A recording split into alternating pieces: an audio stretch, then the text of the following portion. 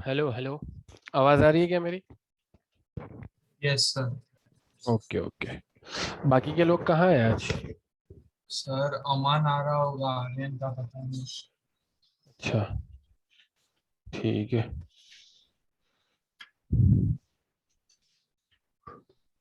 चलो, टाइम तो हो गया, टाइम पर आ जाना चाहिए।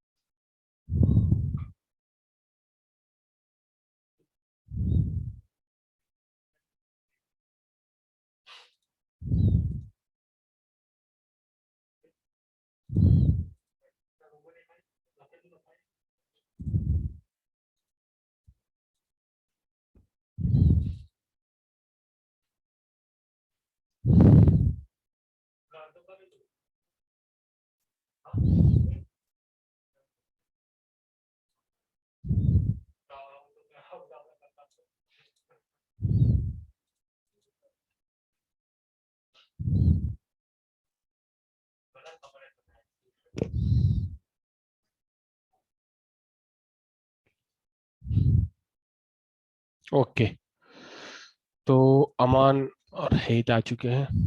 हम स्टार्ट करते हैं भाई।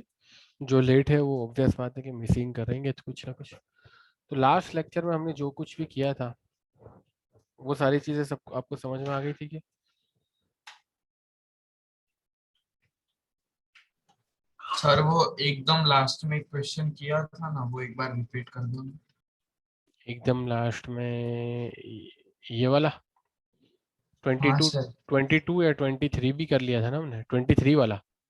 हाँ 22 वाला समझ में आ गया था क्या? ये वाला हाँ सर, ये हो गया था।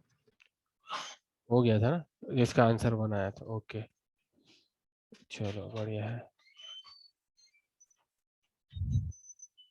एक मिनट हाँ।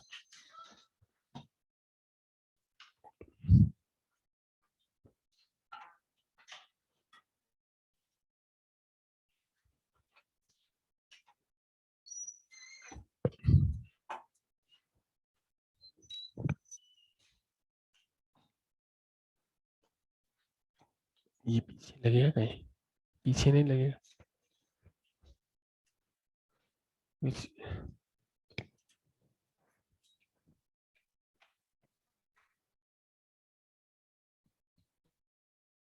राइट नहीं, चलो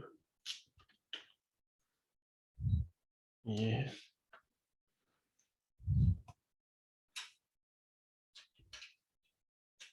माउस निकल गया।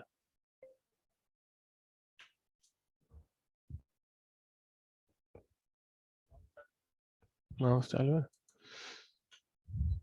ये 23 वाला ना? हाँ चलो सर। एक एक मिनट हाँ, वो मैं पैड चालू कर रहा हूँ, एक मिनट। वो आगे लगा देते हैं लाइट चलती है, पर वो बराबर मूव नहीं हो रहा था इसलिए आगे लगाया मैंने।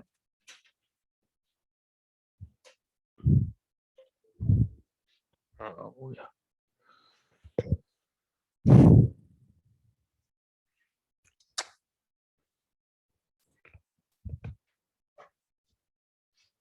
ये मैं कर रहा हूँ किधर जा रहा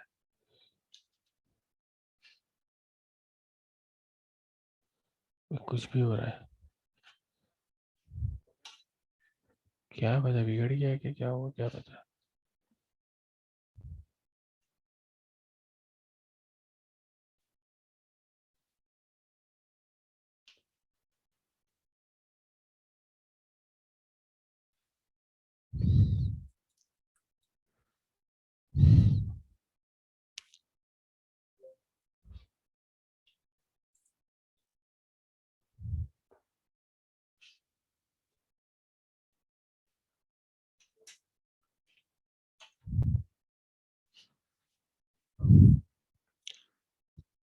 चलो, तो अभी हम थोड़ा ओरली देख लेते हैं। यहाँ पर मैंने इसका सॉल्यूशन रख ही दिया है, वैसे कोई टेंशन वाली बात नहीं है। अभी जैसे ही पैड चालू होता है तो हम उससे भी समझ लेते हैं। हाँ, इसमें ही कुछ प्रॉब्लम है। अरे सही चल रहा था, मैंने घर पे भी कितनी क्लासेस ली। हम्म। तो यहाँ पर पहले क्वेश्चन पढ़ लो, क्वेश्चन में लिखा क्या हुआ है, if the first and nth term of a GPR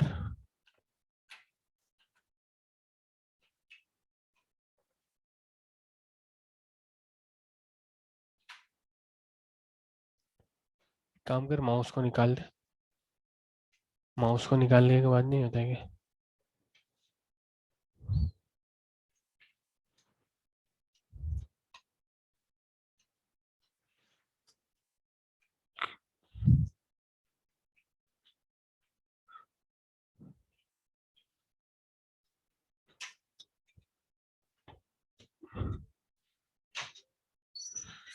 यहाँ पे लगा दे एक काम कर,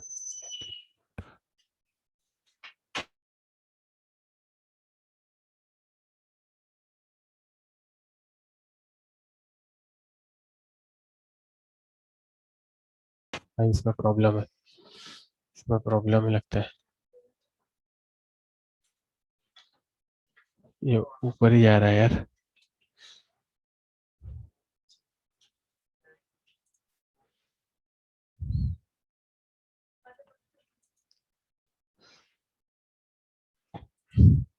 क्या करूँ, दूसरे में शिफ्ट करना है? हाँ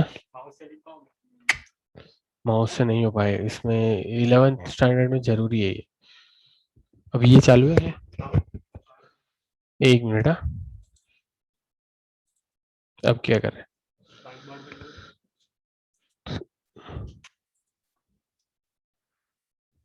अरे ये ऊपर ही भाग रहा है, बताने क्यों। सही तो मैंने रखा है, उधर तो सही चल रहा था ना, ये इधर ले रहा हूँ तो भी ऊपर जा रहा है ये, इसमें ही कुछ प्रॉब्लम है मेरे को लगता है, CPU में ही। अब क्या करें, शिफ्ट करना है क्या? पर उधर भी तुमको भी काम होगा, कुछ काम होगा ना इधर भी। इधर शिफ्ट कर लो, मेन, हाँ कर लेता हूँ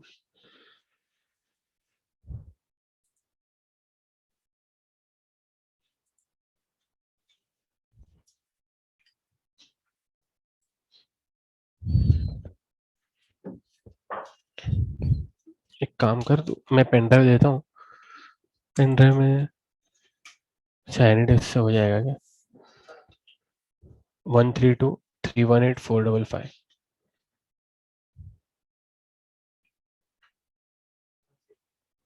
ये क्लास 11, हाँ इसमें।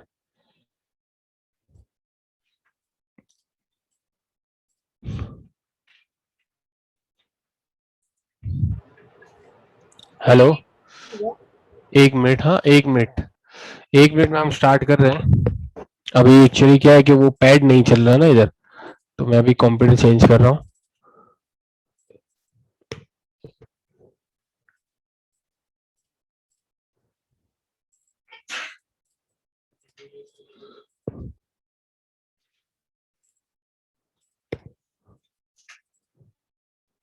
नहीं वर्ड नहीं, PDF उसमें PPT है।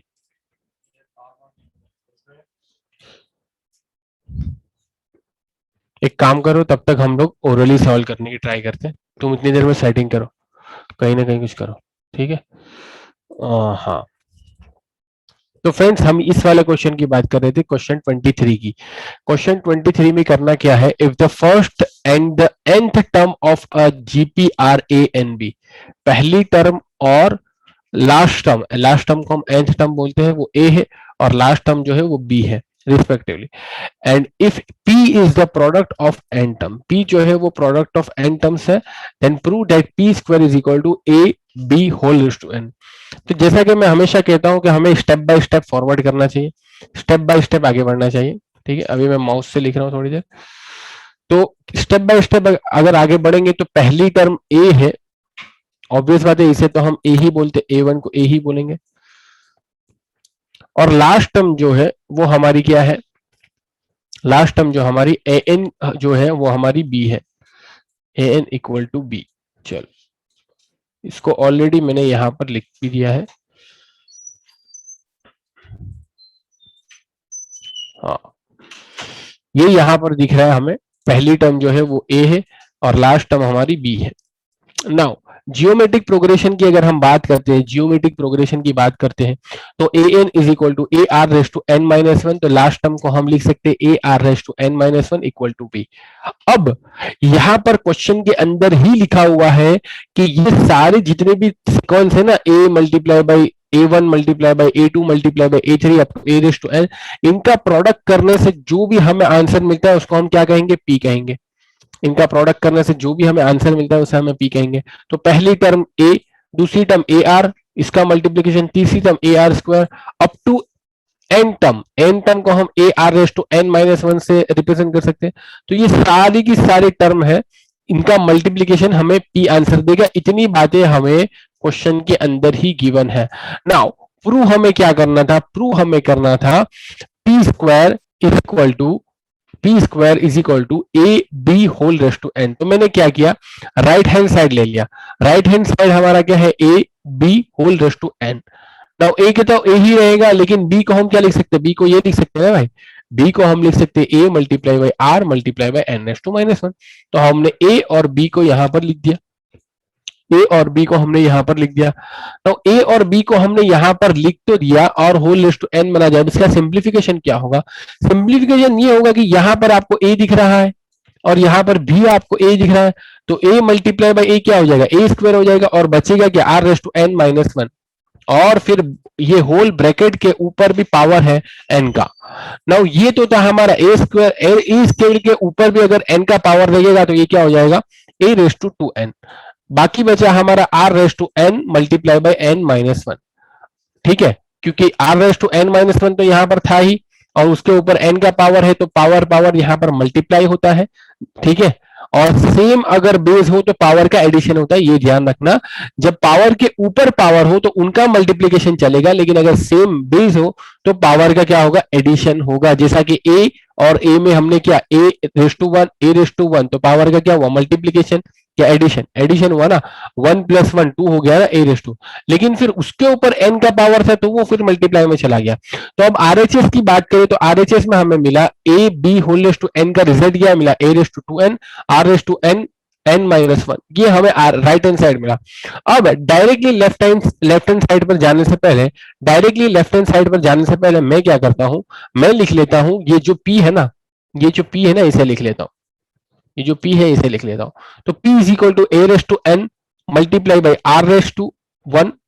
अभी यहां पर एक बात समझना, ये a है, ये कितनी बार होगा, n टाइम होगा, क्योंकि हर टर्म के अंदर a तो आएगा ही। a multiply by A R multiply by A R square multiply by A R raise to four और ए आर रेस टू, सबके अंदर a तो आएगा। कितनी बार आएगा, n टर्म है तो n बार आएगा। तो हम क्या लिख सकते हैं, ए रेस टू एन लिख सकते हैं ना भाई, मल्टीप्लीकेशन में है तो ए रेस टू एन लिख सकते हैं। अगर एडिशन में होता तो हम एन ए लिखते, ठीक है, एन टाइम्स तक अगर ए जो है एडिशन में होता तो ये एन ए हो जाता, लेकिन ए जो है वो एन टाइम्स तक मल्टीप्लीकेशन में है तो ए रेस टू एन हो जाएगा। नाउ बात करें बाकी क्या बचा, बाकी बचा R, R square up to R raise to N minus one. और अभी थोड़ी देर पहले ही मैंने बोला कि अगर बेस सेम हो, बेस यहां पर भी आर है, यहां पर भी आर है, यहां पर भी आर, और पूरी की जितनी भी टर्म है ना ऐसे N S to minus one तक, सारे का बेस आर ही है। तो जैसा कि अभी मैंने बोला कि बेस अगर सेम हो तो समेशन का क्या, टर्म का क्या होगा, समेशन होगा। तो अब यहां पर सारे बेस सेम है तो क्या होगा, बेस तो एक ही रहेगा और ऊपर जो उसके पावर है उनका समेशन होगा। तो one plus two plus three plus four plus five plus up to N minus one, up to N minus one. ठीक है, up to N minus one होगा।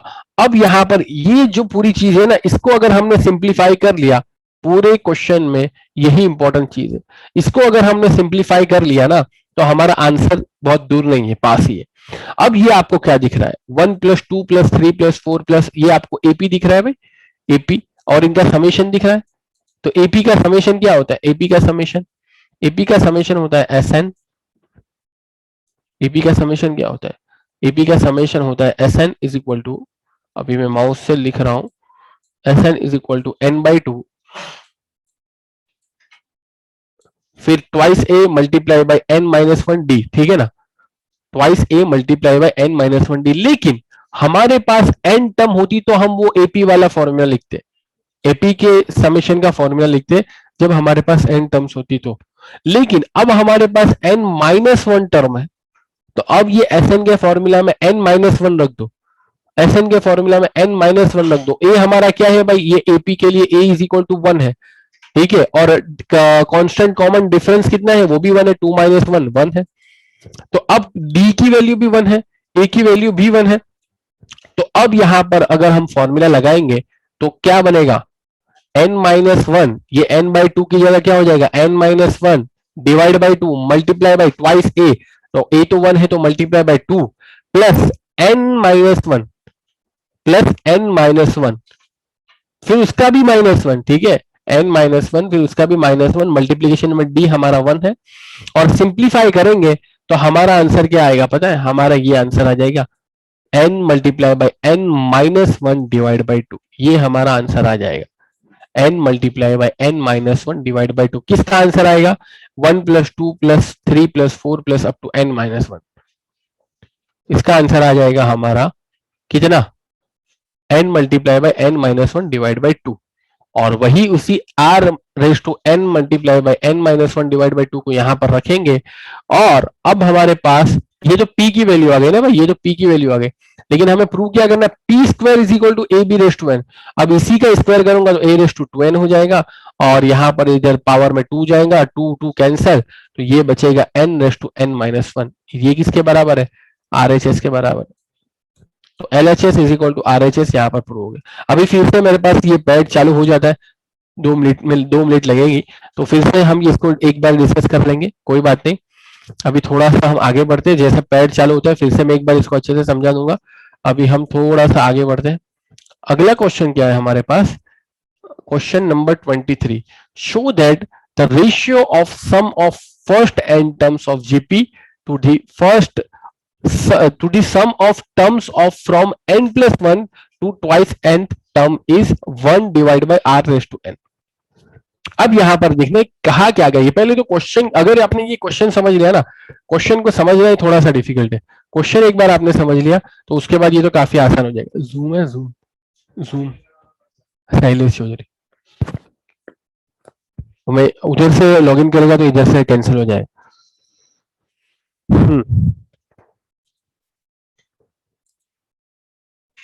एक मिनट, हाँ, एक मिनट में हम फिर से मैं री लॉगिन कर रहा हूँ, अभी पैड चालू हो जाएगा, एक मिनट लगेगी।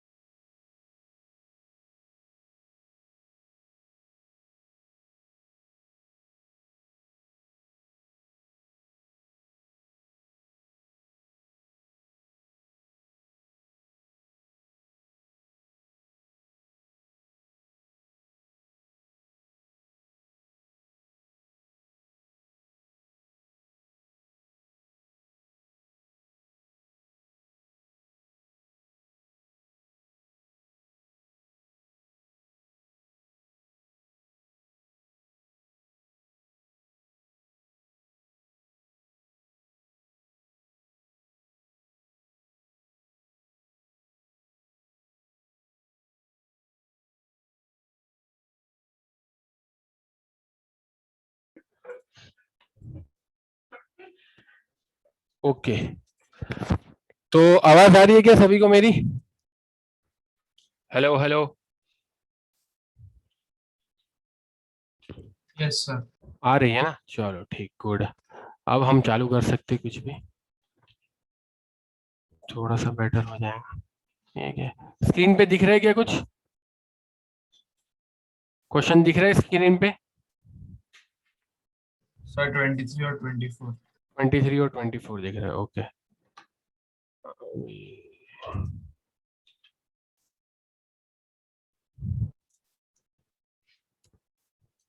पेन वाला ऑप्शन किधर है यार?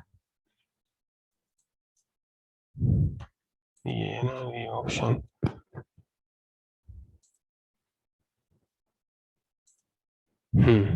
ठीक है यार, ड्राइवर इधर नहीं है, चलो कोई बात नहीं। तो फ्रेंड्स, हम बात कर रहे थे क्वेश्चन नंबर 23 की। P square is equal to A B raise to N, ये हमें प्रूव करना था। उधर से लॉग आउट हो गया, उधर से लॉग आउट कर देना, नहीं तो इधर बताएगा। ठीक है ना? और अब यहाँ पर ध्यान से देखना, पहली टर्म को हम ए बोलते हैं, सभी को पता है, लेकिन लास्ट टर्म को यहाँ पर ए एन को इन्होंने कहा कि लास्ट टर्म को आप बी बोल दो। नाउ लास्ट टर्म को बी बोलना है हमें।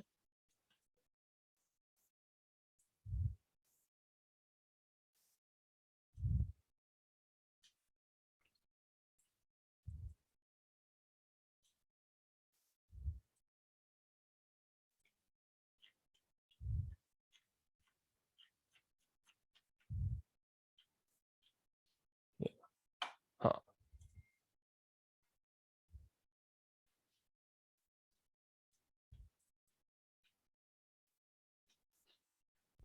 ठीक है। तो पहली टर्म को हम ए बोलते हैं और लास्ट टर्म को हम ए एन बोलते हैं, जिसको यहाँ पर कहा गया है कि जो आपकी nth टर्म है उसे क्या कहना है, बी कह देना है। नाउ अगर जियोमेट्रिक प्रोग्रेशन की बात करें तो nth टर्म को हम A R raise to N minus one से रिप्रेजेंट करते हैं, तो A R raise to N minus one किसके बराबर हो जाएगा, बी के बराबर हो जाएगा। ठीक है ना? नाउ अब हमें प्रूव क्या करना है, प्रूव हमें ये करना है P square is equal to A B raise to N. तो अब मैं सबसे पहले क्या करता हूँ, राइट हैंड साइड ले लेता हूँ, R H S. R H S आपको दिख रहा होगा, A B raise to N है। नाउ अब यहाँ पर ए का तो ए ही रहेगा, बी को मैं क्या लिख सकता हूँ, A R raise to N minus one लिख सकता हूँ, हाँ लिख सकता हूँ, फिर होल रेस टू एन। तो अब यहाँ पर देखो, ए मल्टीप्लाई बाई ए, तो ए स्क्वायर हो जाएगा, तो A square multiply by R raise to N minus one whole raise to N, whole raise to N. तो ये हो जाएगा A raise to two N multiply by R raise to N multiply by N minus one. इसे बोल दो equation number one. Right hand side आपकी simplify होकर ये आ गई, अब इसके आगे हम कुछ सिंप्लीफाई नहीं कर सकते। नाउ अब मैं डायरेक्टली लेफ्ट हैंड साइड पर न जाते हुए पहले पी को थोड़ा मॉडिफाइड कर लेता हूं। पी किसे कहते हैं, प्रोडक्ट ऑफ एन टर्म्स। तो P is equal to A multiply by ये जो ए वन है मल्टीप्लाई बाई ए टू, दूसरी टर्म है multiply by A three multiply by up to कहाँ तक, ए एन तक। ठीक है, अब ये सारे को अगर मैं सिंप्लीफाई करूं तो पहली टर्म तो ए है, दूसरी टर्म क्या होगी, ए आर होगी, तीसरी टर्म क्या होगी, ए आर स्क्वायर होगी, और इसी तरीके से A raise to N minus one ये हमारी आखिरी टर्म होगी। तो सभी टर्म के अंदर हमारा ए तो आ ही रहा है, ए आ ही रहा है, तो ये एन टाइम तक है। तो मैं इसे क्या लिख सकता हूँ, इसे सिंप्लीफाई करके ये लिख सकता हूँ ए रेस टू एन, और फिर बाकी क्या बचेगा, आर, फिर one plus two plus three plus four up to N minus one. ठीक है, ये ऊपर में बचा one plus two plus three plus four up to N minus one. अब मैं यहाँ पर क्या करूंगा, मेरा टारगेट ये है, मेरा टारगेट ये है कि मैं इसे यहाँ पर सिंप्लीफाई कर दूं, one plus two plus three plus four. तो मैंने आपको समझाया कि इसको अगर आप एरिथमेटिक प्रोग्रेशन के फॉर्मूला में डालोगे, किसको, one plus two plus three plus four को अगर एरिथमेटिक प्रोग्रेशन के फॉर्मूला में डालोगे आप, तो ये कितना हो जाएगा, ये हो जाएगा आपका n multiply by n minus one divide by to के बराबर हो जाएगा। अभी मैंने आपको दो बार समझा दिया। अब इसका मतलब क्या हुआ कि p की जो वैल्यू आ गई, p की जो वैल्यू आ गई वो कितनी आ गई, p की जो वैल्यू आ गई वो हमारी आ गई यहाँ पर, थोड़ी सी जगह कर लेते हैं हम,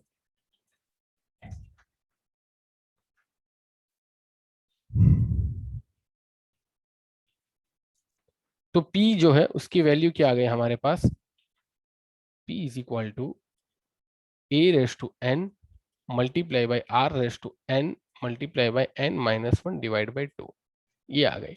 लेकिन हमें P square is equal to A B raise to N prove करना है, तो दोनों तरफ स्क्वायर कर देते तो ये हो जाएगा पी स्क्वायर, इस तरफ भी हो जाएगा पी स्क्वायर।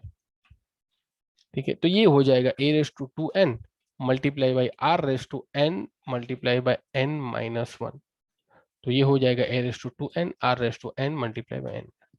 अब यही किसी के बराबर है, ये जो हम लेकर आए इसके तो बराबर है, is equal to right hand side, is equal to right hand side, और ये हमारा क्या है, लेफ्ट हैंड साइड।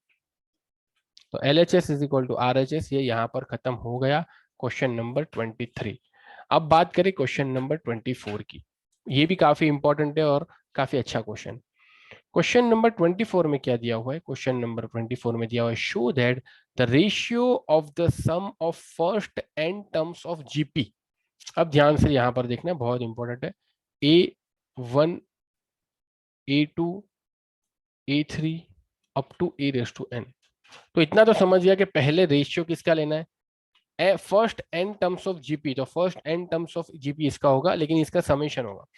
और किसके साथ इसका रेशियो लेना है, to the sum of terms from n+1 to twice N term is. अब यहां पर देखना ए एन के बाद क्या आएगा भाई, ए एन के बाद अगर मैं आगे जाऊं तो an+1 आ जाएगा, फिर क्या आ जाएगा, an+2 आ जाएगा, an+3 आ जाएगा, और एक टाइम पे क्या आएगा, एक टाइम पे क्या आएगा, an+n आ जाएगा ना, और ये an+n को हम क्या बोलेंगे, ट्वाइस एन।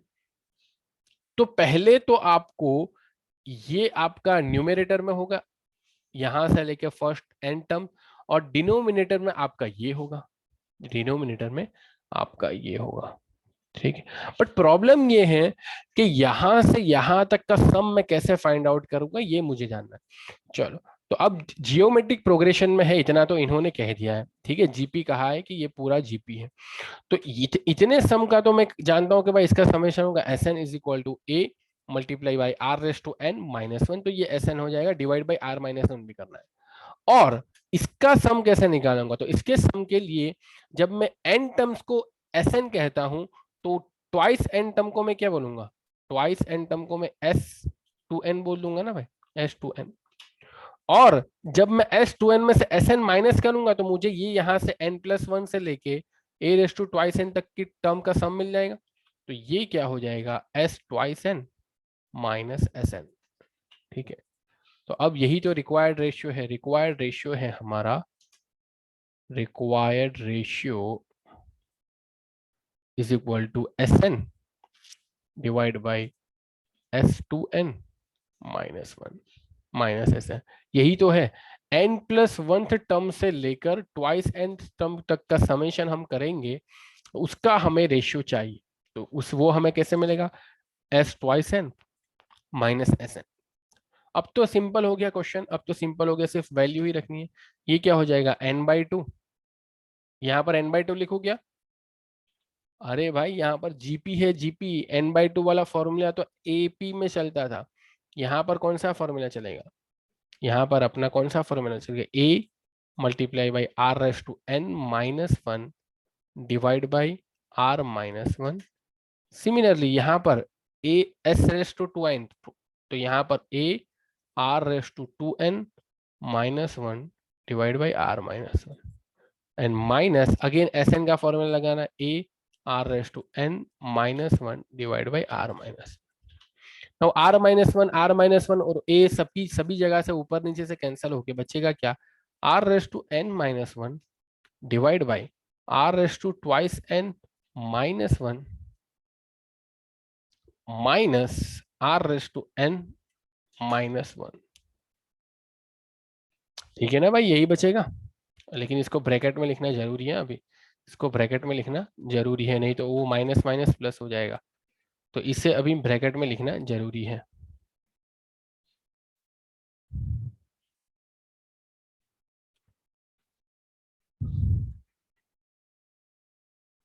तो इसे भी ब्रैकेट में लिख देते। नाउ अब यहां पर से इसको मैं क्या लिख सकता हूं, इसको मैं क्या लिख सकता हूँ, R raise to twice N. कोई बताएगा अब इसके आगे कैसे सिंप्लीफाई किया जाए, इसके आगे अब कैसे सिंप्लीफाई किया जाए? तो फ्रेंड्स इसके आगे कोई सिंप्लीफिकेशन करने की इतना टेंशन लेने वाली बात है ही नहीं। यहाँ पर हमें जो करना है वो क्या करना है, सबसे पहले तो नीचे वाले को थोड़ा अगर हम खोल दे तो ये हो जाएगा R raise to N minus one divide by R raise to twice N minus one minus R raise to N plus one. ठीक है ना, ये हो गया। अब यहाँ पर से plus one minus one cancel हो जाएगा, plus one minus one cancel हो जाएगा, तो बचा क्या, R raise to N minus one divide by R raise to twice N minus R raise to N. Now R raise to two N और R raise to N, R raise to N common निकलेगा, ऊपर तो R raise to N minus one और नीचे R raise to N common निकला, तो बचेगा क्या, R raise to N minus one. तो R raise to N minus one, R raise to N minus one निकल गया, तो बचा क्या, one divide by R raise to N. और यही तो हमें प्रूव करना था, यही तो हमें प्रूव करना था, यही प्रूव करना था ना भाई, R raise to N show that this is R raise to one divide by R raise to N. भाई ये क्वेश्चन समझ में आया कि कैसे हुआ? Yes sir. आ गया ना समझ में, काफी आसान था। इसमें सिर्फ और सिर्फ अगर आपको शुरुआत का समझना था कि कैसे n प्लस वंथ टर्म से लेकर ट्वाइस n तक का समेशन को हम निकालेंगे, वो मैंने समझा दिया। s raise to two N, that is first two N sum का, टू एन टर्म्स का समेशन करेंगे, उसके अंदर से n टर्म्स का समेशन माइनस करेंगे, तो हमें n प्लस वन से लेकर ट्वाइस n तक का समेशन मिल जाएगा। नाउ आगे बढ़ते हैं अब 25, क्वेश्चन नंबर 25। चलो अब यहाँ पर आप मुझे बता सकते हो क्या करूं मैं यहाँ पर क्वेश्चन नंबर 25 में, if A B C and D are in GP show that A square plus B square plus C square multiply by B square plus C square plus D square is equal to A B plus B C plus C D whole square. क्या कोई बता सकता है यहाँ पर क्या होगा?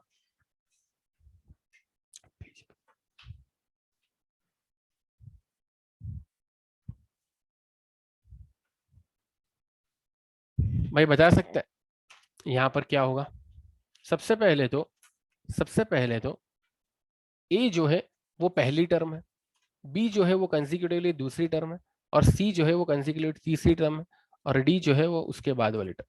तो ए का तो हम ए ही लिखेंगे ना भाई, पहली टर्म है। दूसरी टर्म को हम क्या लिखेंगे, ए आर लिखेंगे।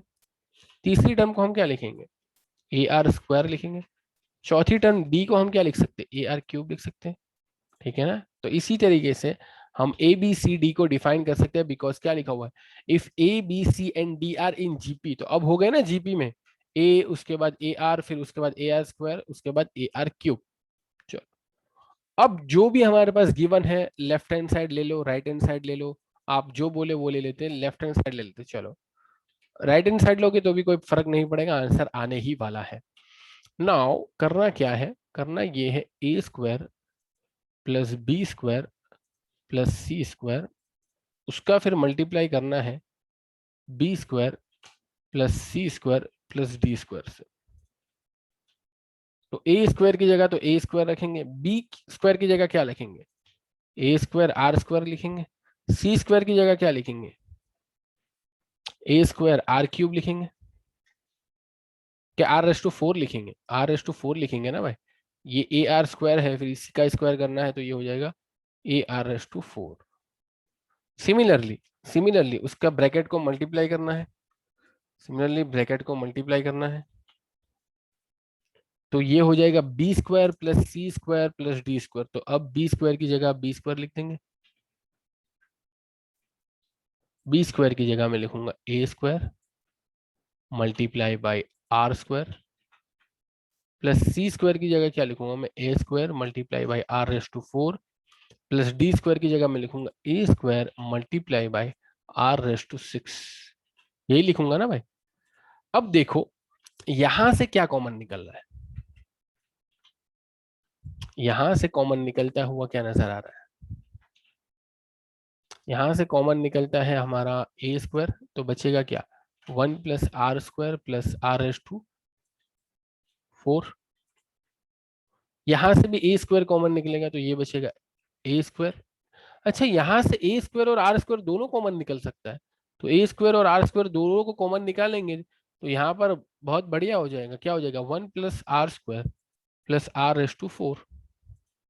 नाउ अब यहाँ पर भी 1 + r² + r⁴, तो इस ये कॉमन निकल लेगा, लेकिन A square multiply by A square कितना हो जाएगा, a⁴ हो जाएगा ना, और ये हो जाएगा r², और 1 + r² + r⁴ इसका भी स्क्वायर हो जाएगा क्योंकि 2 बार है इसका। ये हमारा लेफ्ट हैंड साइड है। ठीक है, लेफ्ट हैंड साइड आपको पता चल गया। राइट हैंड साइड अगर कोशिश करते क्या निकलता है, होप कि ऐसा ही कुछ निकले। तो राइट हैंड साइड में हमारे पास है AB + BC + CD whole square, where A is, तो A ही रहेगा। B हमारा क्या है, B हमारा है A × AR,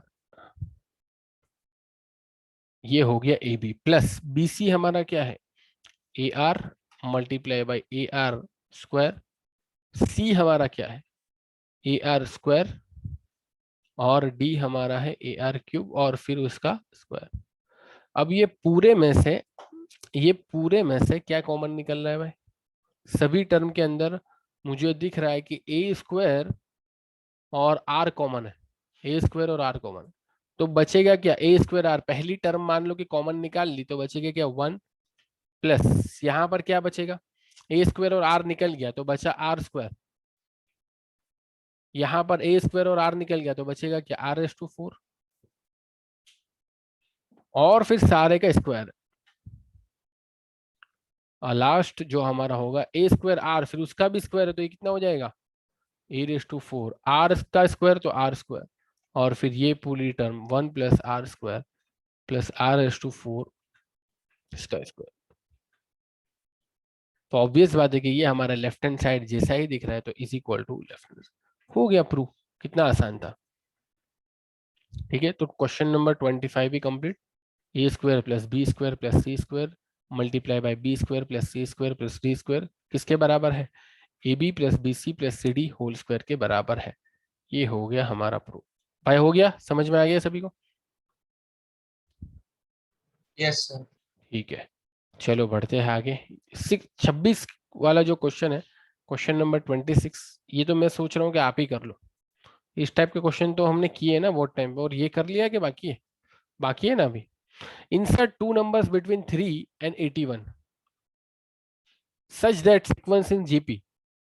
तो ये मान लो कि G1 डाल देता हूँ, इधर G2 डाल देता हूँ, 2 नंबर डाल दिए, ये G1 और G2 हमें निकालना है। नाउ अब यहाँ पर हमें फर्स्ट टर्म पता है A, लास्ट टर्म हमें पता है यानी कि चौथी टर्म। ठीक है, फर्स्ट A1 = A, A4 हमारा क्या है 81, तो AR⁴n-1 के बराबर होगा, n हमारा 4 है तो ये हो जाएगा AR³, और पहली टर्म जो है हमारी 3 है यानी कि A की वैल्यू। सो 81 = 3 × R³, तो यहाँ से क्या निकल कर आ जाएगा 27 = R³।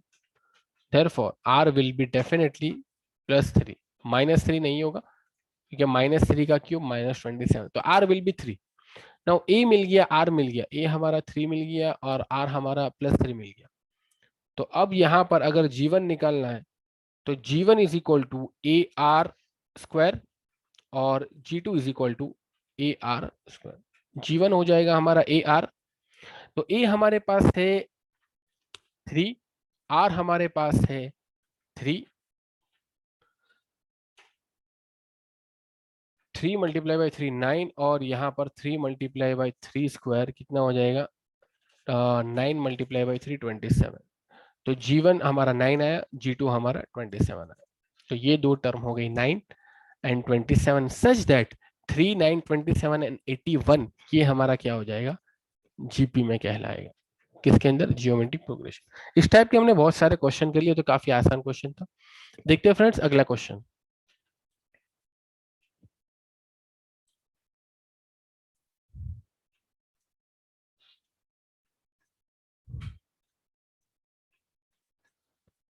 अगला क्वेश्चन हमारे पास है, find the value of n so that a raised to n plus 1 plus b raised to n plus 1 divided by an plus bn may be the geometric mean between a and b. Geometric mean पूछा है, ठीक है, geometric mean बोला है। तो सबसे पहले तो आप मुझे अप्रोच बताओ, मैं कैसे स्टार्ट करूं इस क्वेश्चन नंबर 27 को कैसे स्टार्ट करूं? क्या कोई बताएगा क्या? a raised to n plus 1 plus b raised to n plus 1 divided by a raised to n plus b raised to n किसके बराबर है? जियोमेट्रिक मीन के बराबर है बिटवीन ए एंड बी। मैंने आपको बताया था कि GM of A B will be equal to under root A B, तो ये हो जाएगा अंडर रूट ए बी के बराबर, अंडर रूट ए बी के बराबर हो जाएगा। अब हम आगे क्या कर सकते हैं भाई? आगे हम क्या कर सकते हैं? दोनों साइड स्क्वायर कर दे। हाँ, दोनों साइड अगर हम स्क्वायर करेंगे तो इस तरफ क्या हो जाएगा?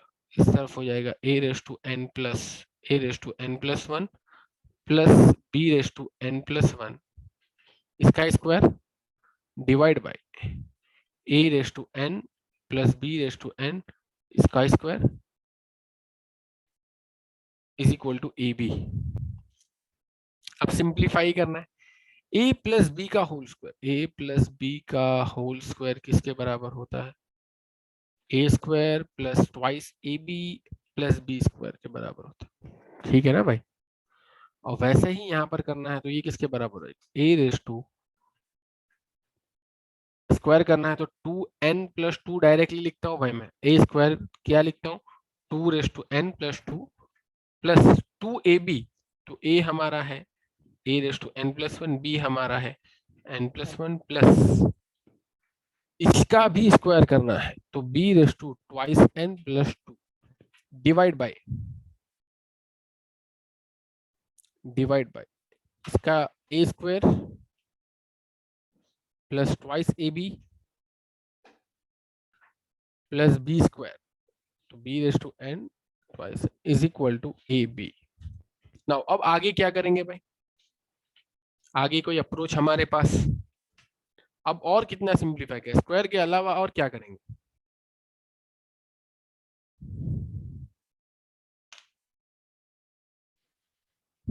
अब यहाँ पर कुछ नहीं करना, सिंपल अप्रोच है। जैसा कि हमने स्क्वायर कर लिया और एक तरफ हमारे पास रेशनल नंबर टाइप कुछ मिल रहा है और दूसरी तरफ हमारे पास ए बी है, तो ये पूरी टर्म को अगर हम ए बी से मल्टीप्लाई कर देते हैं, फिर देखते हैं कुछ कैंसल आउट होता है या नहीं होता।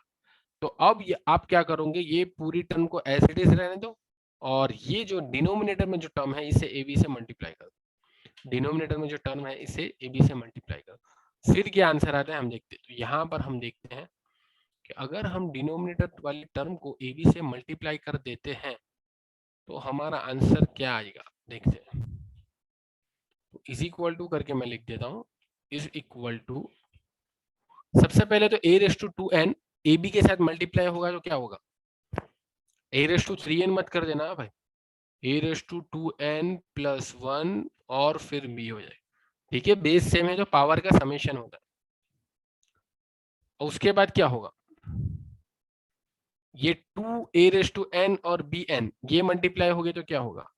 ये बन जाएंगे 2a race to n plus 1 और b raise to n plus 1 plus a raise to 2n और b raise to 2n plus 1।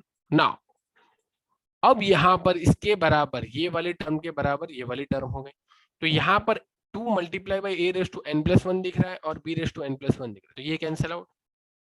यहाँ पर भी वही दिख रहा है, 2 multiply by A raise to n plus 1 और b raise to n plus 1, ये भी कैंसिल आउट। अब हम क्या करते हैं? अब हमारे पास टोटल 4 टर्म बची, इस तरफ ये वाली a raise to twice n plus 2 और इस तरफ b raise to twice n plus 2, इस तरफ a raise to twice n plus 1 b और a raise to twice n b raise to twice n plus 1। अब यहाँ पर मैं ऐसा सोच रहा हूँ कि क्यों ना हम सेम टर्म्स को एक तरफ ले लें, तो सेम टर्म को एक तरफ ले लेंगे तो a raise to twice n plus 2 minus a raise to twice n plus 1 b is equal to b raise to twice n plus 1 minus b raise to twice n plus 2। इस तरीके से हो जाएगा भाई। चलो अब इन दोनों में से अगर मैं a raise to twice n plus 1 common निकाल तो क्या बचेगा, a raise to twice n 1 plus common निकाला तो ये बचा a, इधर a बचेगा ना, और इधर ये जो पूरी टर्म निकल गई तो ये माइनस b बचेगा। सिमिलरली अगर मैं इधर से b रेस टू क्या निकालो, अच्छा इधर हमारे पास क्या था, ए बी है ना, इधर हमारे पास ए बी है।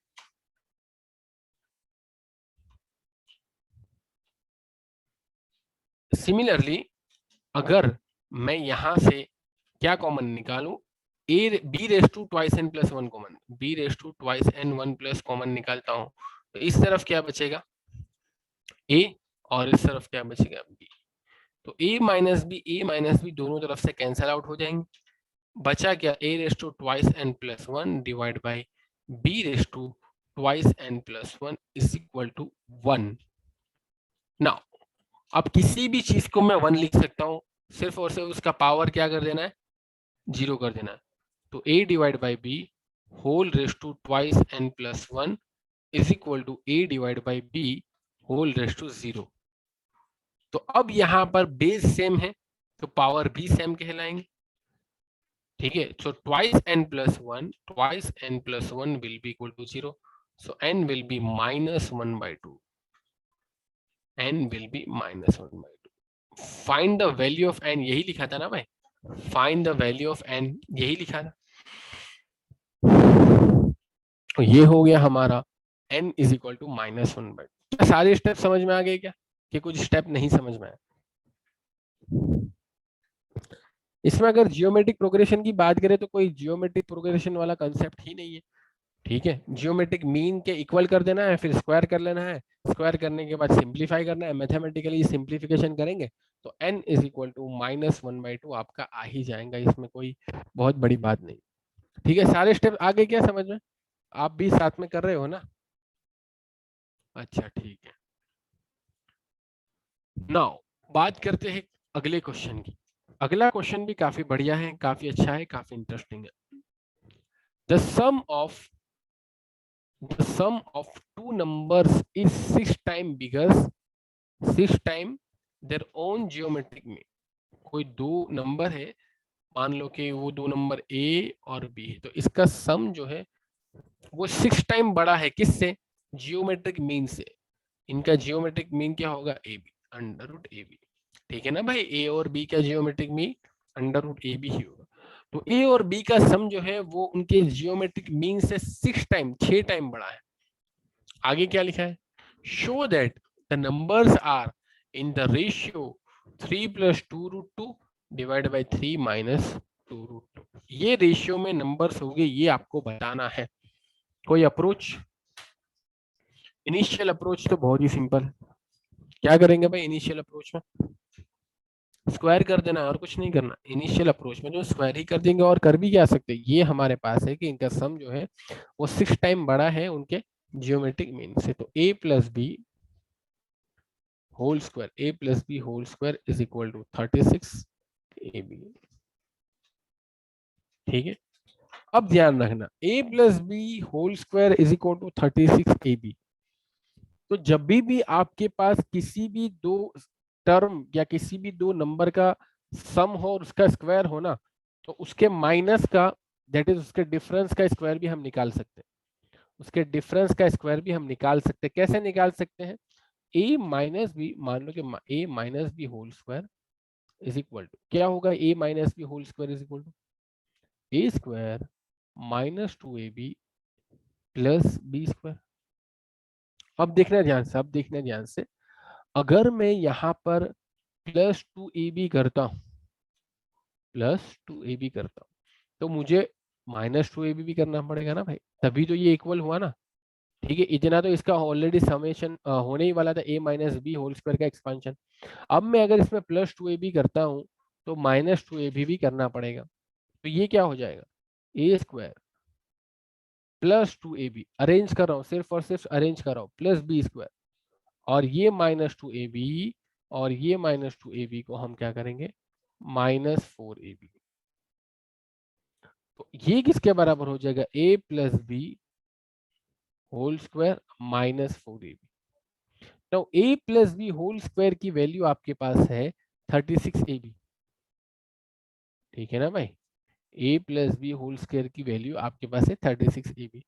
So a minus B whole square is equal to 36ab minus 4ab।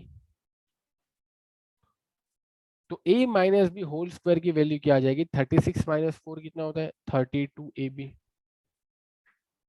ये भी हो गया 32ab।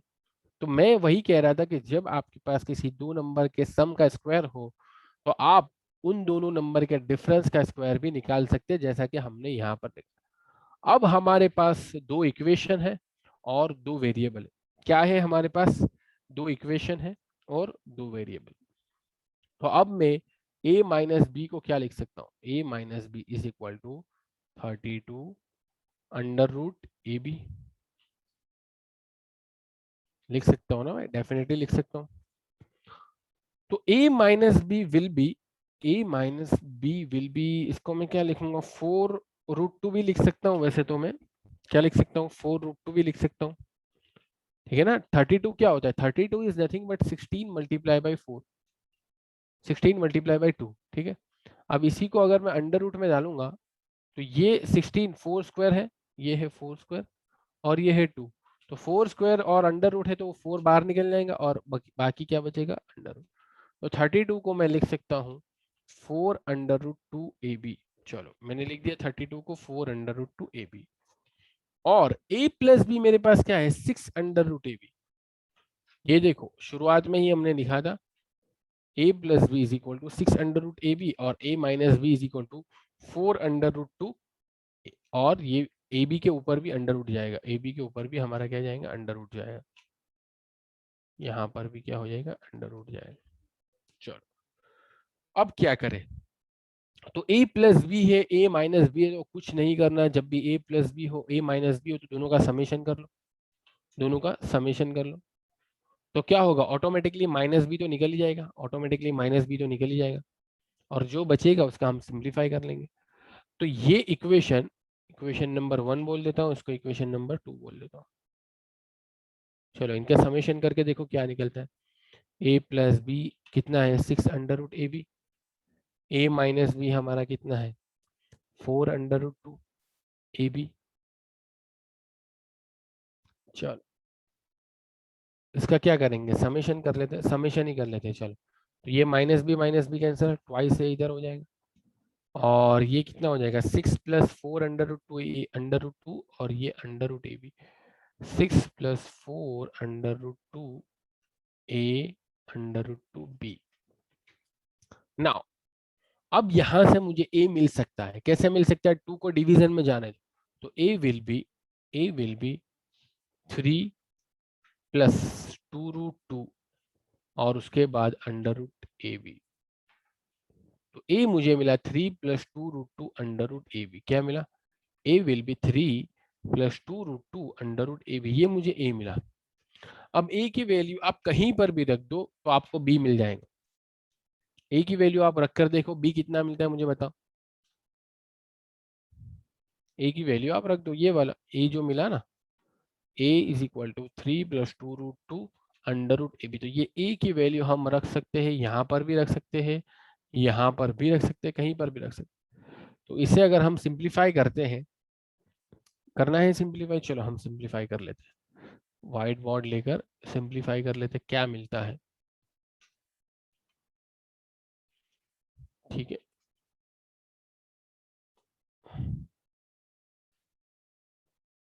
सो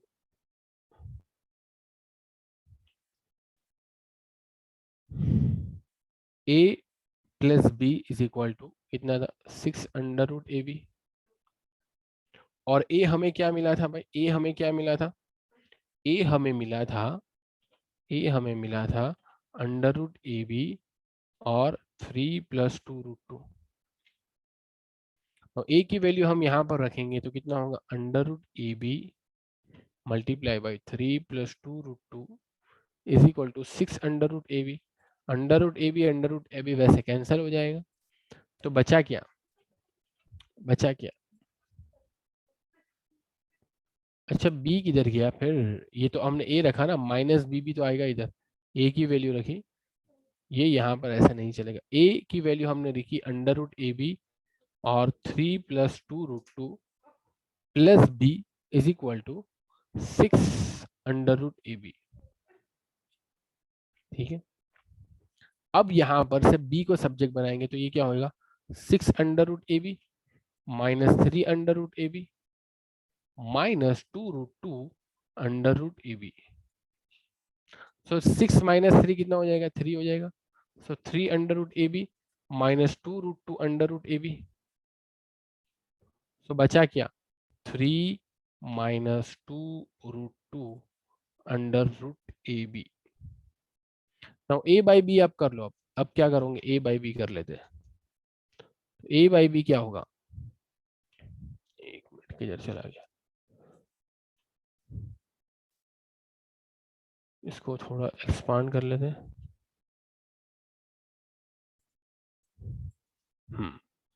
अब ए बाई बी कर लेंगे तो जो रिक्वायर्ड था वही रेशियो आ जाएगा, A divide by B will be equal to 3 + 2 √2 under root A B और बी हमें क्या मिला, 3 माइनस 2 √2 अंडर रूट ए बी। अंडर रूट ए बी कैंसल, तो जो बचा वो हमारा आंसर, जो बचा वो हमारा आंसर क्या बचा भाई, a divide by B will be equal to 3 + 2 √2 and 3 minus 2 √2। ये हमारा a बाई बी बच गया, ये होगा हमारा करेक्ट आंसर। और यही तो पूछा था भाई, क्वेश्चन के अंदर ही ये चीज गिवन है कि आपको ये प्रूव करना है, तो ये देखो आंसर तो यही आने वाला है भाई, आंसर तो यही आने वाला है, बट स्टेप्स इंपॉर्टेंट है कि कैसे ये a divide by B is equal to 3 + 2 √2 और 3 माइनस 2 √2 आया। क्या आ गया सभी को समझ में, ओके। सो मिटा देता हूं मैं, लेट्स मूव फॉरवर्ड।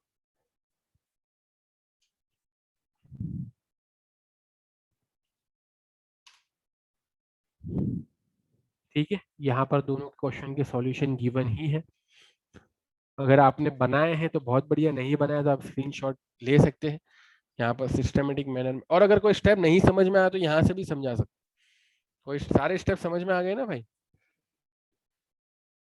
ठीक है, चलो आगे बढ़ते हैं। Now, ये क्वेश्चन भी काफी इंटरेस्टिंग है, काफी अच्छा क्वेश्चन है। If A and G be arithmetic mean and geometric mean respectively between two positive integers, prove that the numbers are a plus or minus under root a plus g और a minus। बहुत ही अच्छा question है, कि इसको approach बता सकते हो कि कैसे इसको आगे प्रोसीड करें हम। तो अगर कोई अप्रोच समझ में नहीं आता तो कोई बात नहीं, कि जो गिवन है उससे ही हमें अप्रोच बनाना पड़ेगा, जो भी गिवन है हमें उससे ही हमें हमारा अप्रोच बनाना पड़ेगा। तो एरिथमेटिक मीन जो है वो ए है, ए जो है वो एरिथमेटिक मीन है, ए जो है वो एरिथमेटिक मीन।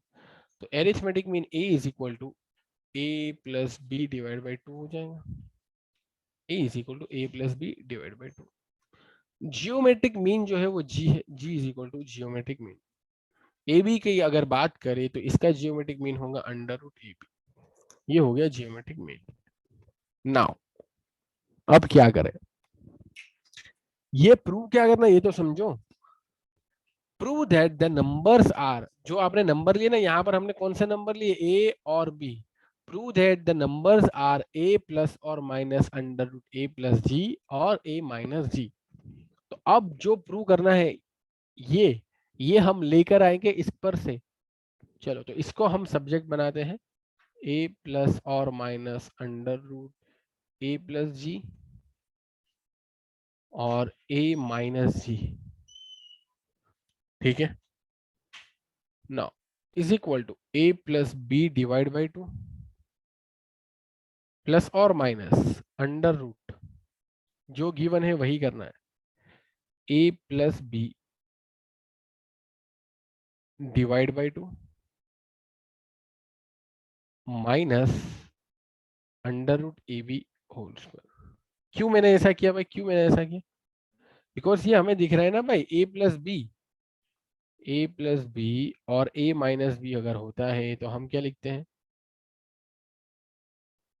ए स्क्वायर माइनस बी स्क्वायर। वही क्या है यहाँ पर, वही क्या है, ए स्क्वायर माइनस बी, ये है ना a plus g multiply by a minus g, तो ये क्या हो जाएगा, a square minus g square, ये क्या हो जाएगा, a square minus g square, ये हो जाएगा।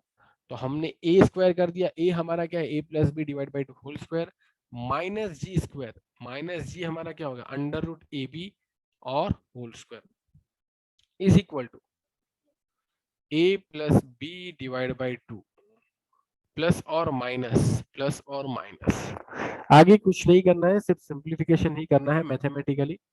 ये हो जाएगा 1/4, ये हो जाएगा a square plus twice A B plus B square minus a B minus a b. चलो एलसीएम ले लो तो क्या हो जाएगा भाई, एलसीएम ले लो तो क्या हो जाएगा, a plus B divide by 2 plus और minus under root a square plus twice A B plus B square minus 4ab divide by 4, a plus B divide by 2 plus और माइनस अंडर रूट, ये plus twice ए b है और ये है minus 4ab, तो ये बचेगा a square minus 2ab plus B square divide by 4। अब किसके बराबर होगा, ये बराबर होगा a plus B divide by 2 plus और minus a minus b divide by 2। अगर आपको ये समझ में आ गया बहुत बड़ी बात है, नहीं समझ में आ गया तो पूछ सकते हो। समझ में आ गया ये स्टेप से मैंने ये स्टेप कैसे ले, कुछ नहीं किया, a square minus twice A B plus B square, ये किसका फॉर्मूला है, a minus B whole square का, और ऊपर अंडर रूट भी है तो स्क्वायर और अंडर रूट निकल जाएगा तो ए माइनस बी बच जाएगा, नीचे 4 है उसका अंडर रूट करेंगे तो 2 बन जाएगा, तो a plus B divide by 2 plus और minus a minus b divide by 2। अब एक बार प्लस लेना है एक बार माइनस लेना है, एक बार प्लस ले लो एक बार माइनस ले लो तो कितना हो जाएगा, एक बार आप प्लस ले लो और एक बार माइनस ले लो तो कितना हो जाएगा, एक मिनट भाई करेंगे, इतना तो करेंगे, एक बार प्लस ले लो और एक बार माइनस ले लो, तो ये हो जाएगा, ये था ना हमारे पास a plus B divide by 2 plus और minus a minus b divide by 2, तो एक बार तो हम प्लस ले लेते हैं, तो प्लस लेंगे तो a plus B divide by 2 plus a minus b divide by 2 ये हो जाएगा। नाउ बेस सेम है तो ऊपर समेशन होगा न्यूमरेटर का, so a plus b plus a minus b divide by 2, तो बी बी कैंसल तो ये बचा twice a divide by 2, now 2 2 cancel तो ये बचा हमारा ए। सिमिलरली ये हमने प्लस लिया ना, तो दूसरी पॉसिबिलिटी क्या है, माइनस की, so a plus B divide by 2 minus a minus b divide by 2, again base same है तो ऊपर वाले का हम क्या करेंगे समीशन, दैट इज यहाँ पर नेगेटिव है तो negative sign minus A plus B divide by 2, तो अब ये minus A plus A cancel, तो twice B divide by 2 is equal to B. यही तो पूछा गया था कि आप बताओ कि ये नंबर के बराबर है, यही पूछा गया था ना क्वेश्चन के अंदर कि ए बी जो है वो किसके बराबर है, कहाँ गया, हाँ यही पूछा गया ना था कि ए बी जो है वो इसके बराबर है, ये आपको बताओ, ए प्लस और माइनस ए प्लस जी और ए माइनस जी और ए माइनस जी। हमने ये वाली जो हमारा राइट हैंड साइड है उसको लिया और प्रूव कर दिया कि हाँ हमारे पास, फिर इसको सिंप्लीफाई करते हैं तो दो पॉसिबिलिटी है, एक में हमें ए मिलता है और दूसरे में हमें बी मिलता है, ठीक है। तो इस तरीके से ये क्वेश्चन को हम सॉल्व कर सकते हैं। भाई आ गया समझ में कि नहीं आया, सारे स्टेप आ रहे हैं ना समझ में, हेत यस सर। पक्का, अमान हाँ सर। आ रहे हैं ना, चलो भाई साथ साथ में लिखते भी जाना, ऐसा मत सोचना कि एक साथ पूरी एक्सरसाइज कंप्लीट करेंगे। 32 क्वेश्चन है पूरी एक्सरसाइज, 32। ठीक है, अभी हम 28 पर पहुंच चुके हैं, अभी और 4 बाकी हैं। और फिर ऐसा तो है नहीं कि सिर्फ 9 चैप्टर में एक ही एक्सरसाइज है, बहुत सारी तो ये इसलिए बोल रहा हूँ मैं कि साथ साथ में लिखते जाना। साथ साथ में लिखते जाओगे तो साथ साथ में डाउट आएंगे, साथ साथ में डाउट आएंगे तो साथ साथ में सॉल्व हो जाएंगे। बाद में कुछ नहीं होता भाई, बाद में कुछ नहीं होता। चलो, तो 29 वाला भी हमारा कंप्लीट हो गया भाई, 29 भी कंप्लीट। अब करते हैं 30। क्या लिखा हुआ है भाई? 30 थोड़ा एप्लीकेशन बेस लगता है, देखते हैं लिखा क्या हुआ है।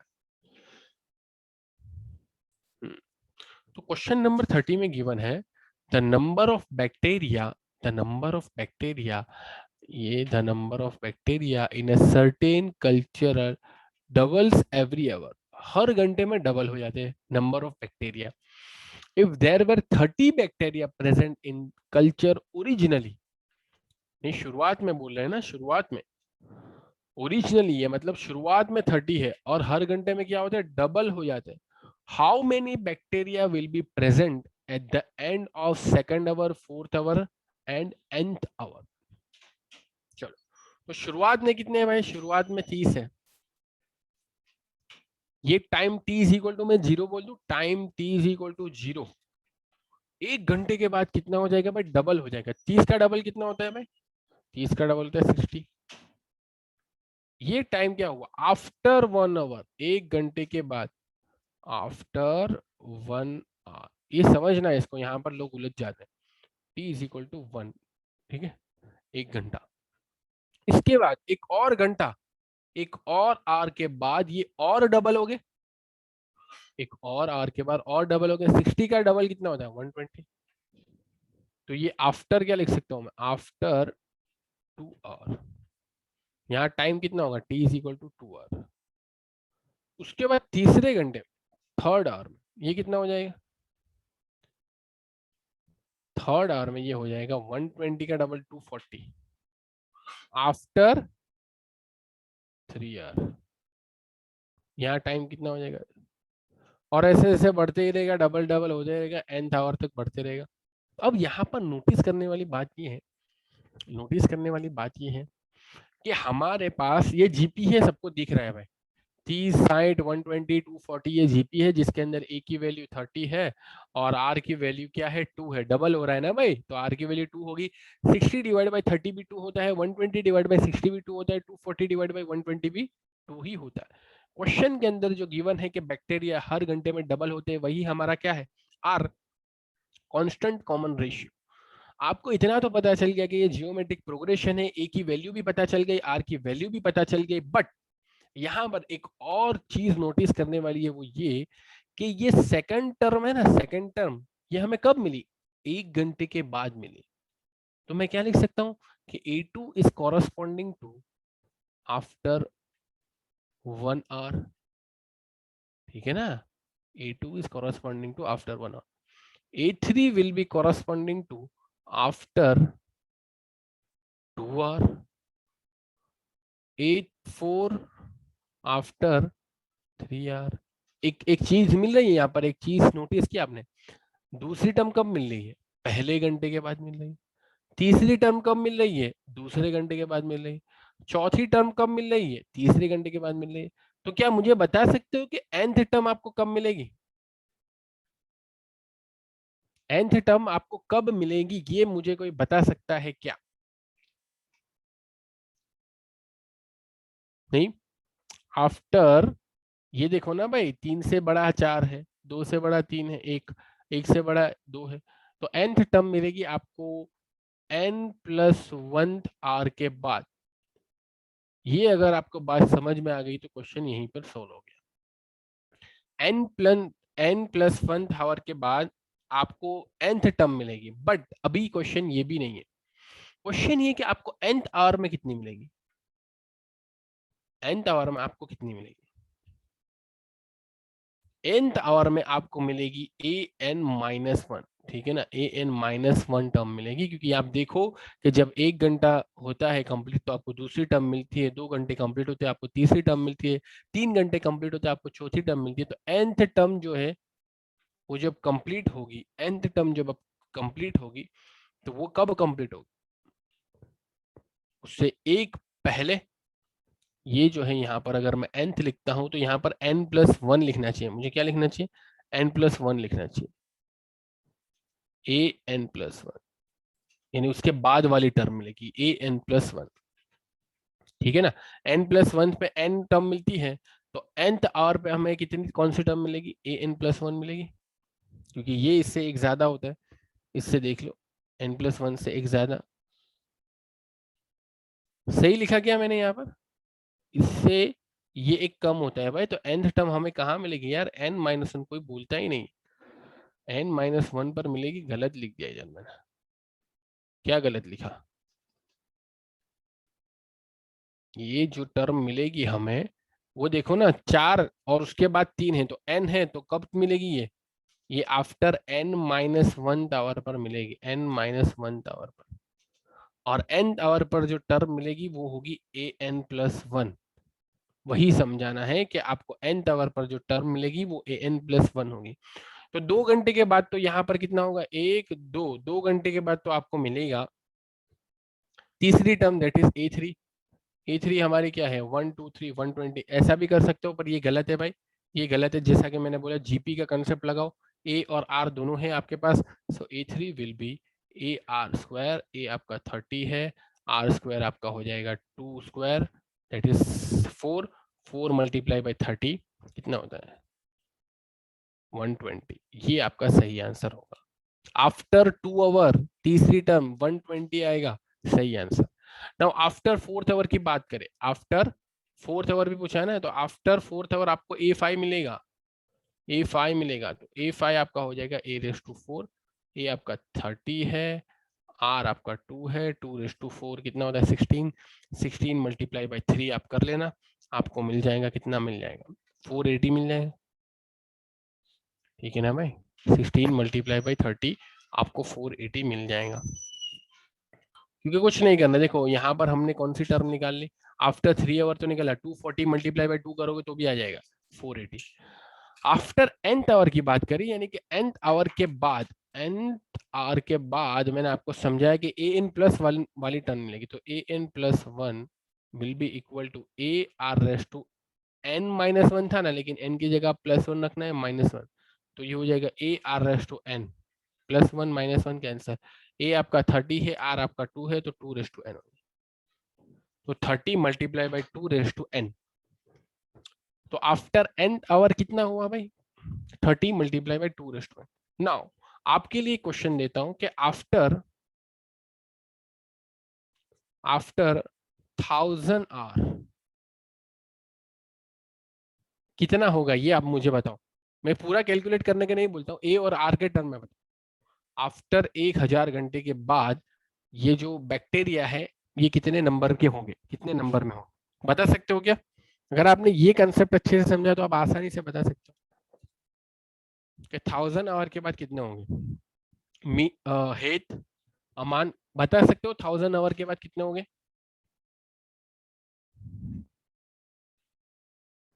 1000 आवर सर, हाँ कितना होंगे। सर एक मिनट बताता हूँ कैलकुलेट हम्म, करके। ठीक है, आराम से बताओ, कोई बात नहीं, बट आंसर दोगे तो मुझे पता चलेगा कि हाँ भाई तुम्हारा सही आ रहा है, समझ में आ रहा है या समझ में नहीं आ रहा। After 1000 hour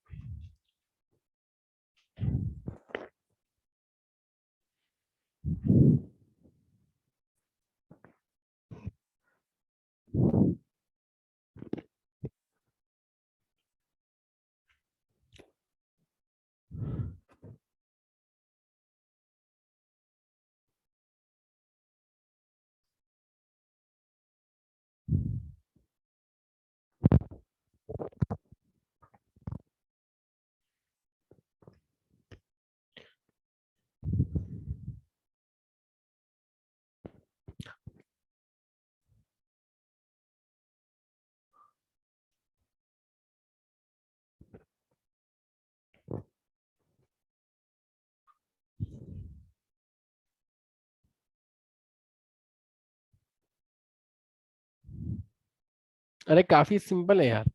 after nth our की जब हमने बात की, आफ्टर nth आवर, तो हमारा आंसर आया A R S to N. तो आफ्टर 1000 आवर, तो एन की जगह सिर्फ और सिर्फ 1000 तो रखना है। तो 30 जो हमारा ए है, और आर रेस टू 1000, ये हो जाएगा। दैट्स इट, और कुछ करना ही नहीं है। A R raise to N है जब एन आवर के बाद हमारा आंसर क्या आया, A R raise to N, that is 30 multiply by 2 raise to N. तो आफ्टर 1000 आवर क्या होगा, एन की जगह 1000 ही तो रखना है। और वो टर्म कौन सी होगी, 1001, एक टर्म के बाद वाला मिलता है। इस वजह से यहाँ पर क्या होगा, 30 मल्टीप्लाई बाई आर। आर की वैल्यू भी हम यहाँ पर रख सकते हैं, आर की वैल्यू 2 है। सो 30 मल्टीप्लाई बाई 2 रेस टू 1000, ये हो जाएगा। ठीक है, चलो अब अगर आपसे कोई पूछे आफ्टर 5000 आवर कितना होगा बैक्टीरिया का नंबर, अब बता सकते हो? आफ्टर 5000 आवर, 5000 घंटे बाद कितना होगा? ये भी काफी सिंपल है यार, एन की जगह 5000 ही तो रखना है। 30 multiply by 2 raise to 5000, that's it. After 5000, N की जगह ही सिर्फ वैल्यू ही बदलनी है, काफी आसान क्वेश्चन था। चल, अब बात करते हैं अगले क्वेश्चन की, बात करते हैं अगले क्वेश्चन की। अगला क्वेश्चन है, what will ₹500 amounts to in 10 years after its deposit in bank, which pays annual interest rate of 10% compounded annually। अब यहाँ ध्यान रखना,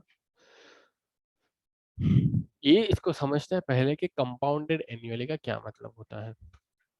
कंपाउंडेड एनुअली का मतलब ये होता है कि मान लो कि आपके पास आज 10 रुपए है, 10 रुपए है, और अगर ये 10% के ऊपर कंपाउंडेड एनुअली, तो एक साल के बाद ये कितना होगा, 10% इंक्रीज होगा।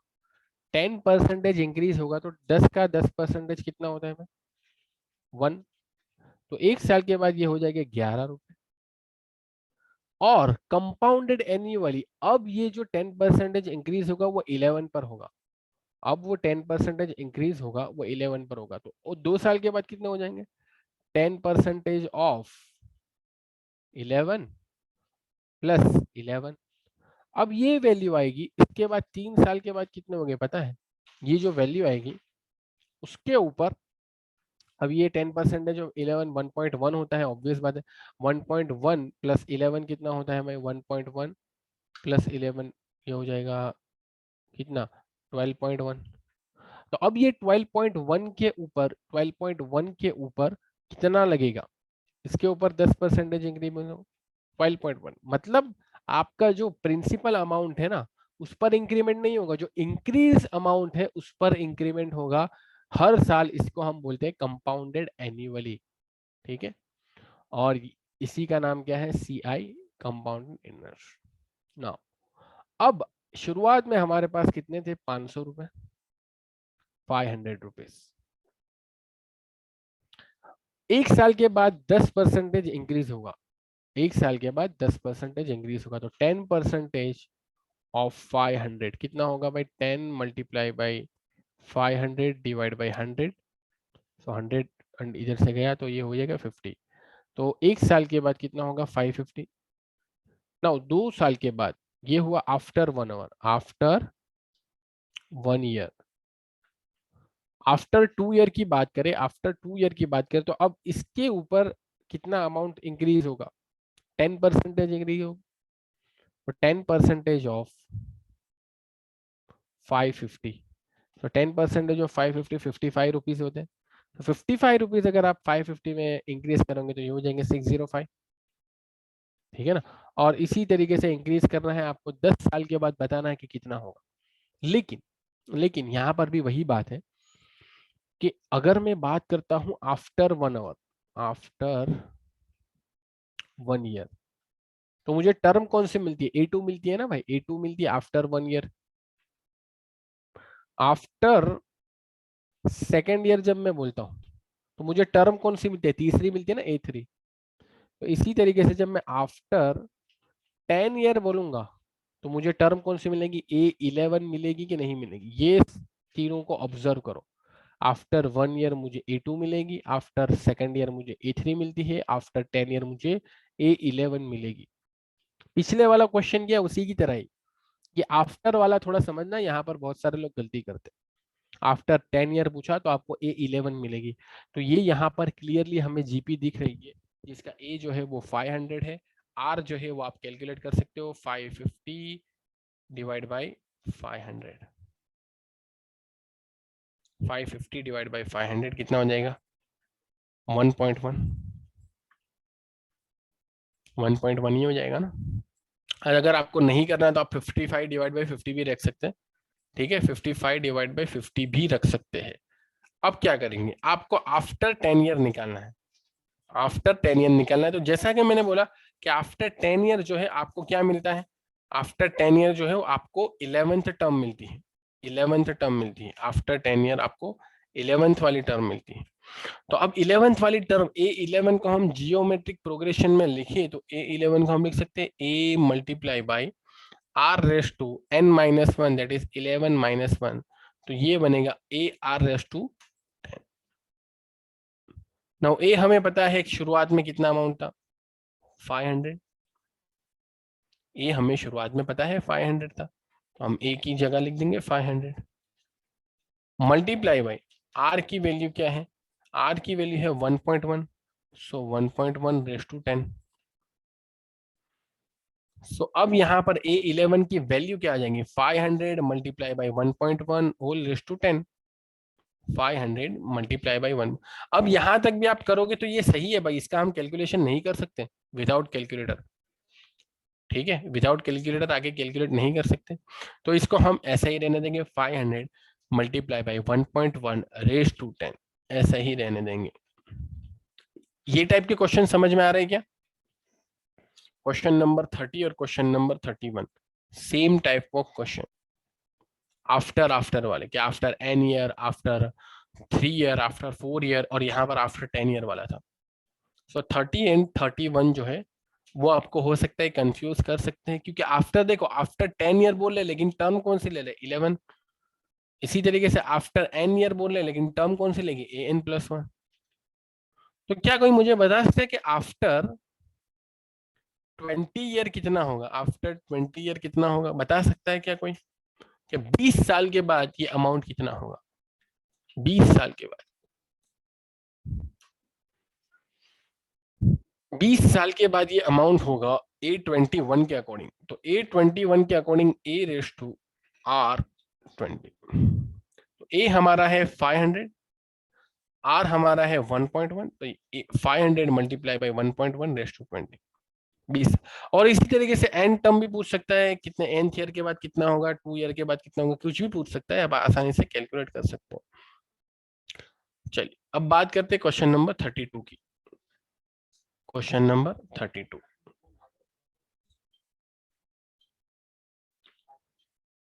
Now, if arithmetic mean and geometric mean of roots of quadratic equation are 8 and 5 respectively, then obtain the quadratic equation।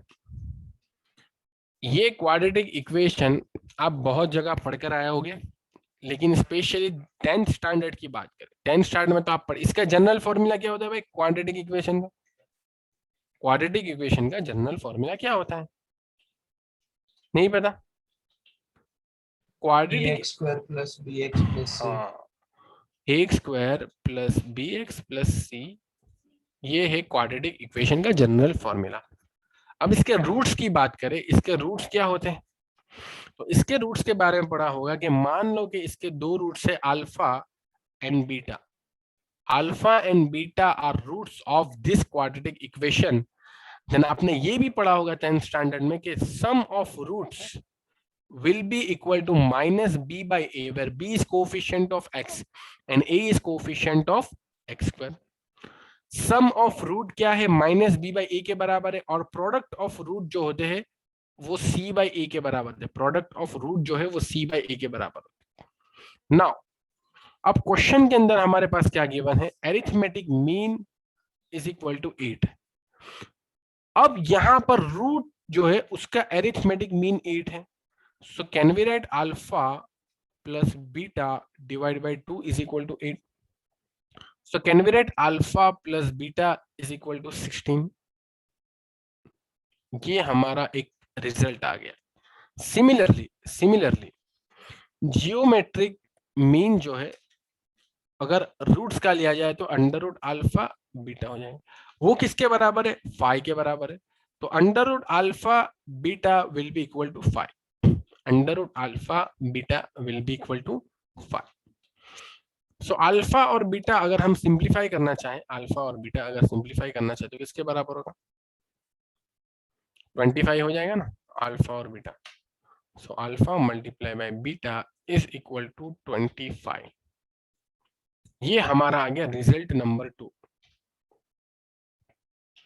अब देखो, एक तरफ तो हमें पता है कि अल्फा प्लस बीटा जो है वो माइनस बी बाई ए की तरह होते हैं, बराबर होते हैं, और एक तरफ ये भी पता है कि products of root c by a के बराबर होते हैं. अब यहां से हमें पूरा का पूरा क्वाड्रेटिक इक्वेशन जनरेट करना है. बहुत ही आसान सा क्वेश्चन है. तो अब मैं ये अल्फा प्लस बीटा की जगह क्या लिख सकता हूँ? 16 माइनस बी बाई ए लिख सकता हूँ ना मैं. 16 minus b by a. Sir लेकिन क्वेश्चन में लिखा है कि 8 और 5 का am एक रूट है और 8 और 5 का gm दूसरा रूट है. 8 और 5 रूट्स नहीं है. हाँ, तो कहाँ 8 और 5 कहाँ रूट लिया? ध्यान से देखो, वही तो देख रहा हूँ. मैंने क्या अज्यूम किया? Roots are alpha and beta. तो अब मुझे बताओ अल्फा और बीटा का एन क्या होता है भाई? एरिथमेटिक मीन अल्फा और बीटा का क्या होता है? ये होता है ना alpha plus beta divide by 2. यही होगा ना भाई? अरे समझे क्या? आवाज आ रही है मेरी? अभी तुम बोले कि 8 और 16, 8 और 5 इसका रूट नहीं है, तो वही तो मैंने बोला कि roots are alpha and beta. But alpha and beta ये रूट्स का एरिथमेटिक मीन तो alpha plus beta divide by 2 होगा ना. तो alpha plus beta divide by 2 will be equal to 8. समझ में आया क्या कि नहीं आया? क्या अभी भी डाउट है कुछ? सर आ गया. आ गया ना. एरिथमेटिक मीन वही तो ले रहा हूं. ये दो रूट्स अल्फा और बीटा है, वो 8 और 5 नहीं है. बट 8 और 5 क्या है? वो रूट्स का एरिथमेटिक मीन और वो रूट्स का जियोमेट्रिक मीन. तो रूट्स का arithmetic mean alpha plus beta divide by 2 होगा, जो कि 8 के बराबर है. तो अल्फा प्लस बीटा यहाँ पर 8 मल्टीप्लाई बाई 2 16 हो जाएगा. So alpha plus beta will be equal to 16. Similarly alpha multiply by beta, geometric mean क्या होगा? 5 होगा. तो जियोमेट्रिक मीन अगर मैं अल्फा और बीटा रूट लेता हूं तो उसका geometric mean under root alpha beta ही होगा ना भाई, जियोमेट्रिक मीन. तो under root alpha beta equal to 5. So alpha and beta equal to 25. Alpha and beta equal to 25. Now alpha and beta equal to 25 एक तरफ मिलना है, एक तरफ हमें alpha plus beta is equal to 16 मिल रहा है. और हमें 10वीं कक्षा में ये पढ़ाया गया था कि sum of root will be equal to minus b by a. ये वाला इक्वेशन x मान लो, इसको इक्वेशन x और इसको मान लो इक्वेशन 1. तो इक्वेशन x और इक्वेशन 1 में क्या सिमिलरिटी दिखती है? अल्फा और बीटा दिख रहा है. तो अल्फा बीटा की जगह हम 16 लिख सकता हूँ. So 16 will be minus beta by b divide by a. So b is equal to minus 16a. b is equal to minus 16. And इसको मान लो कि इक्वेशन में y बोल देता हूँ, इक्वेशन y बोल देता हूँ, और इसको मैं बोल देता हूँ इक्वेशन अल्फा बीटा 25 मिला, इसको equation 2.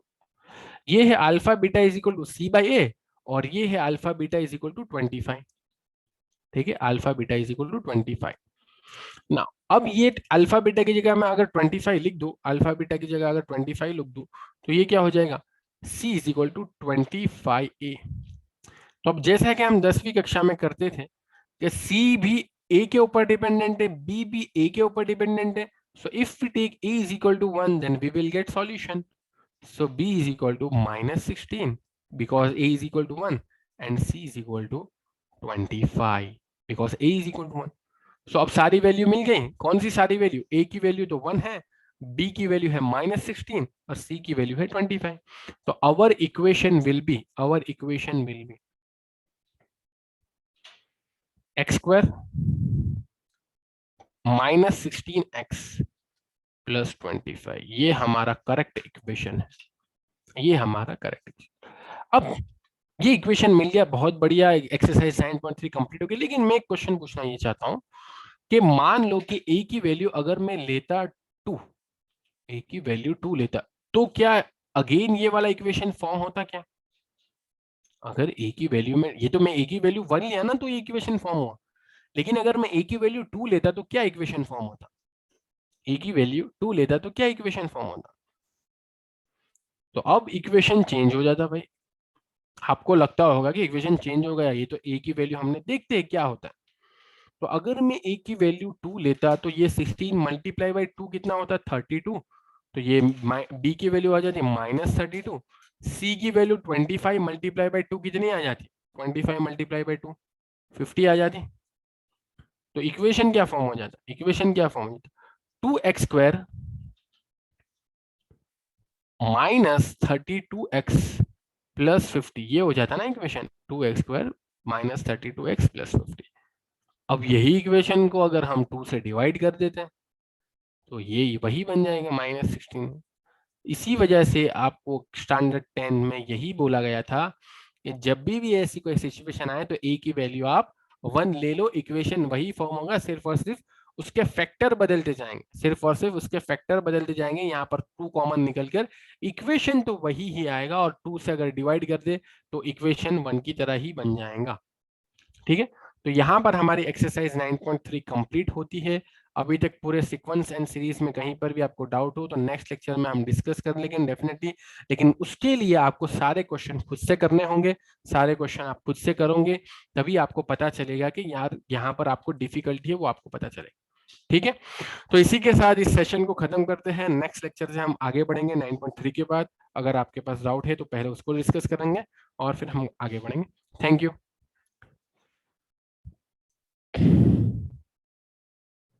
Thank you sir. Welcome welcome. ठीक है, तो एंड करते हैं सेशन को।